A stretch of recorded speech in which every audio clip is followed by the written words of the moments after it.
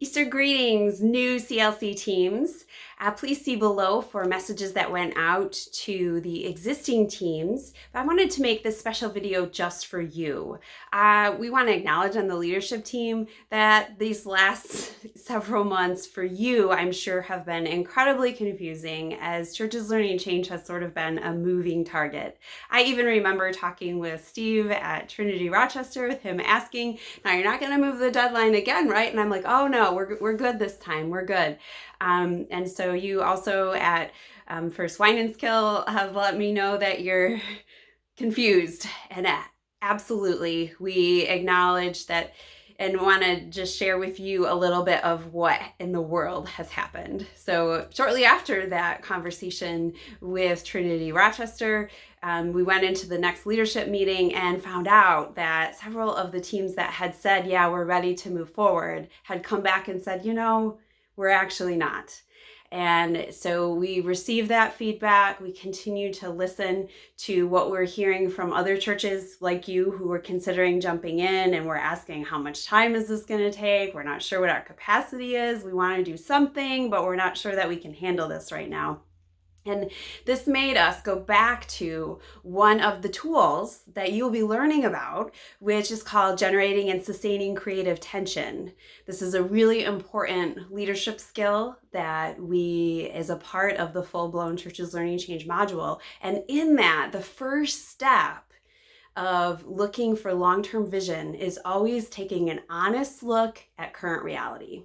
So as we took an honest look at current reality, we realized, we have been caught in a stuck cycle where we were making some assumptions that were not actually true. So we kept moving the registration deadline, assuming that as pandemic wore on, that churches would eventually get some more capacity.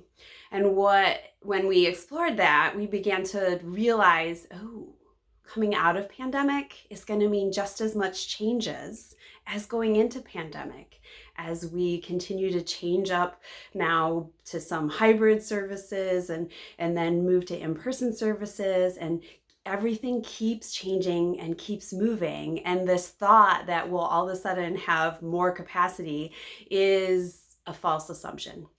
With all these things in mind, we decided, listening to feedback well, that we needed to innovate a little further and have, as you've probably figured out by now, put the next module of CLC on hold for the time being. And what we're saying is that it's actually a slow start to the next module.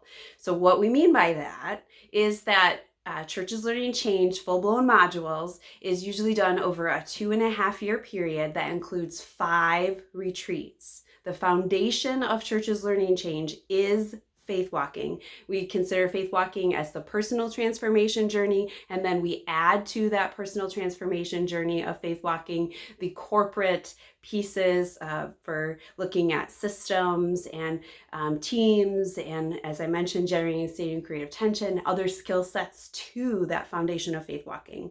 So retreat number 1 is always faith walking as process, not program. So as we learn process, we repeat, and go deeper and deeper in process. So you are invited to start faith walking at any time between now and next May of 2022, which will be retreat number 2 of the next module. So especially you'll want to make sure that you have started faith walking by next February, so you have a chance to do your first faith walking. And what we mean by that, there's 2 ways that you can enter into faith walking if you haven't done any faith walking before. So if you haven't done any faith walking before, you can enter in either through a 101, which is an intense overview of faith walking process. So Faith Walking 101 is an intense overview of faith walking process that usually happens in a retreat of some sense. We have been doing online retreats, online 101s, which have been 2 full days. So 2 full days, or in person, that's oftentimes 3 days somewhere at a place. So Faith Walking 101, or A newer way of engaging faith walking process has been through what's called Faith Walking Foundations. Foundations has 6 modules, not to be confused with Churches Learning Change modules. I know it's confusing. Faith Walking Foundations, modules 1 and 2 offer some of the same similar things that you will get at a 101. The difference with Foundations is that it's fully online and it's a slower, gradual pace. So once a week for 10 weeks is each of those modules. So you could go through Foundations 1 and 2. Now, the Faith Walking Circle has been continuing to offer both of these options and will throughout this next 10-month period. And so we want to encourage you to jump in. Now, because you've already signed on to CLC, so for those who have your covenants in, because you already are a part of Churches Learning Change, you do that for free.